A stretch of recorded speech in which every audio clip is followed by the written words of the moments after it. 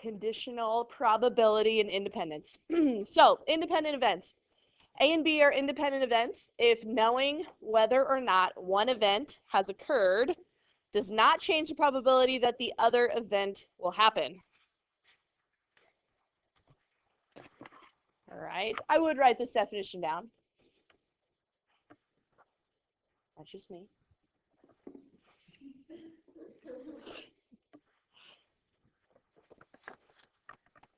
All right, some of the time you can use your head and you're like, oh, I know these are independent events, okay? And other times you're gonna have to use the formula because you don't know for sure if they're independent until you use the formula. So the formula is the probability of A given B equals the probability of A given not B equals the probability of A.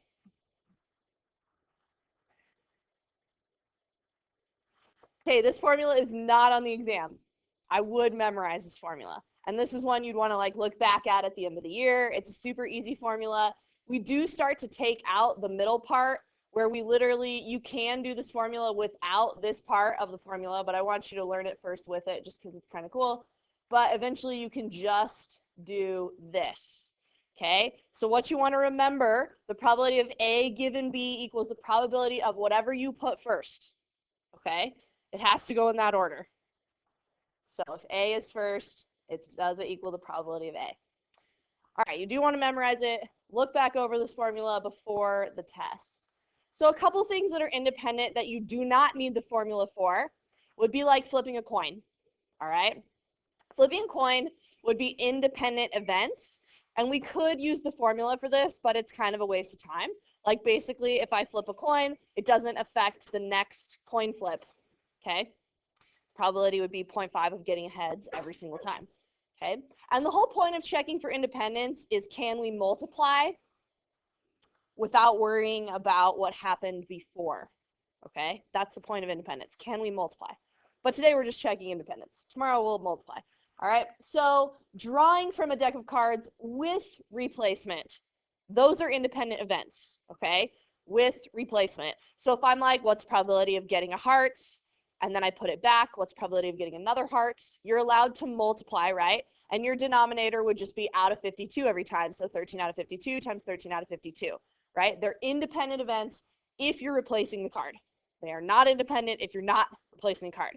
Now, you can still multiply, but your denominator is changing, right? Now you're having to multiply by the probability of the second thing given that the first thing happened, all right? So not independent events would be not replacing the card. Now, when are you going to need the formula? Usually with a table, okay? I don't know if male and pierced ears are independent events or female and pierced ears, so you're going to want to check using the table, all right? So right here I have the probability of pierced ears given male equals the probability of pierced ears given not male equals the probability of pierced ears, whatever you put first, all right? If these are all equal, they are independent, all right? If they're not equal, they're not independent. So let's check the probability of pierced ears given male. We don't need the formula because we have a table. You could have to use the formula. Don't forget the formula, right? But when you have a table, don't use the formula for conditional. All right, so pierced ears given male. Raise your hand if you can tell me that fraction. Anybody remember? Yeah. 19 over what? Good. All right, 19 over 90. Does that equal pierced ear given not male? Well, if you're not male, that goes here.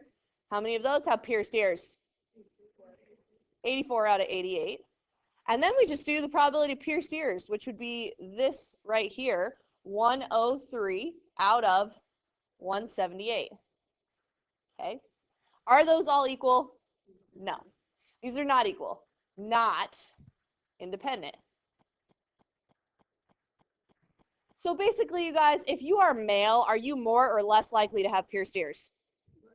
Less likely, okay, than females. So that means they are not independent. If we know somebody is male, it's going to reduce the probability that the student has pierced ears, or at least in this table, okay? So they are not independent.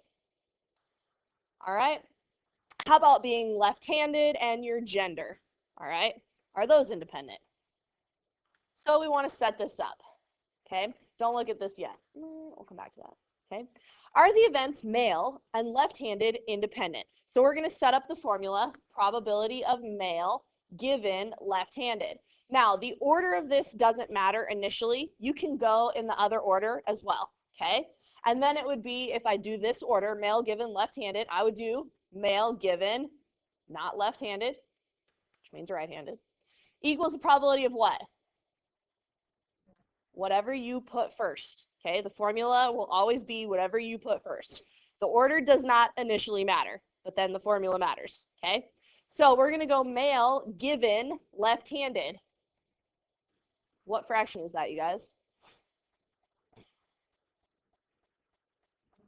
Okay, 7 out of 10. Is that equal to male given not left-handed? What's that probability? Equals the probability of male. All right, are those equal? No. Okay, so they are not independent. And if you look at the table, we actually talked about something having an association when we did chapter 2, and we looked at the graphs or the percentages, kind of the exact same thing as we're doing here. So this graph right here also shows me they're not independent because we have more males who are left-handed, right? So if we know they're male, they're more likely to be left-handed, all right? There is an association. So we actually said no association if all those proportions were the same, or if your graph looked exactly the same, no association, all right? But there is an association because knowing the gender helps us predict the dominant hand, at least for students in this sample, okay?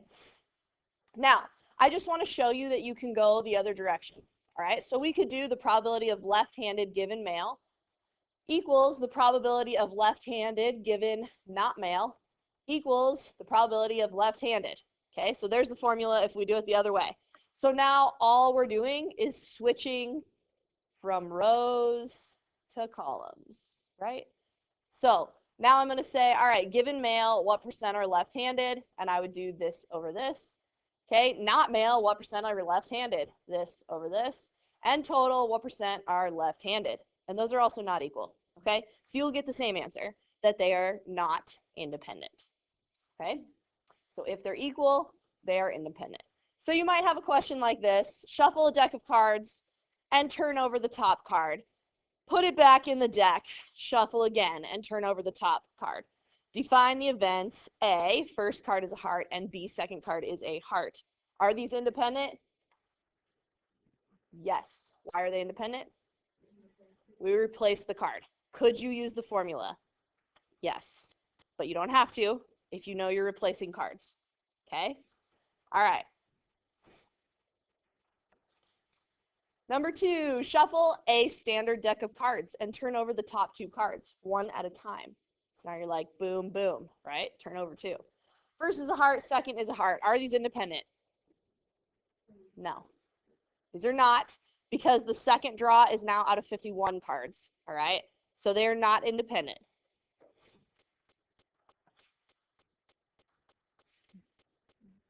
All right, here's another, you guys, it's like a similar one here with the right-handed and left-handedness. I'm going to show you the shortcut formula here. So we want to know if these 2 events are independent, okay? Order does not initially matter, so I'm just going to go female given right-handed, and you can start skipping and just doing this, okay? So you don't have to check that middle thing. It's just kind of a nice thing to look at when you're doing tables, okay? So what's the probability of being female given right-handed?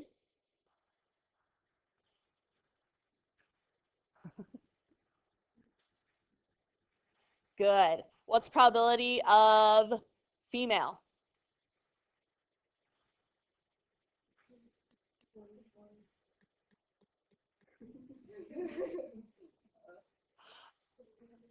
Yeah. What are these both reduced to, you guys? 3/4? 3 goes into that. 3 goes into that. All right. They are equal on this one, okay? So they are independent. Yes. So how can you have like the same variables in like one situation Yeah. it's independent of the other. So on a table, it just depends on the sample, right? So in this one, we have the exact same percent who are left-handed. So that would mean that they're independent. It doesn't matter, male or female, they're independent, okay? So it totally depends on the sample that you got. That's why you have to use the formula with the table. Use the formula every time, all right? But with cards, we like know what we're doing, whether we're replacing or not, okay? That's it, you guys. Super short. 5-3C. Let's try this. All right, you guys, you can show one or the other on this. So the probability of male given likes Skittles equals probability of male given does not like Skittles equals probability of male. If you skip the middle thing, that's okay. Okay, still right. So they're not equal, not independent. I do make sure you check these decimals. Sometimes you guys are like, oh, those aren't equal, and then they are. So like check your fractions and actually put them as decimals to make sure, okay? And same thing if you go the other way, probability of like Skittles given males equals probability of liking Skittles. Those are also not equal, so not independent. All right, whichever way you went, but make sure your fractions are correct. And let me know if you are confused on how you are doing those fractions when you're isolating your given statements, okay? If you are done and you don't have questions, pass it over. Otherwise, I'll come and help you.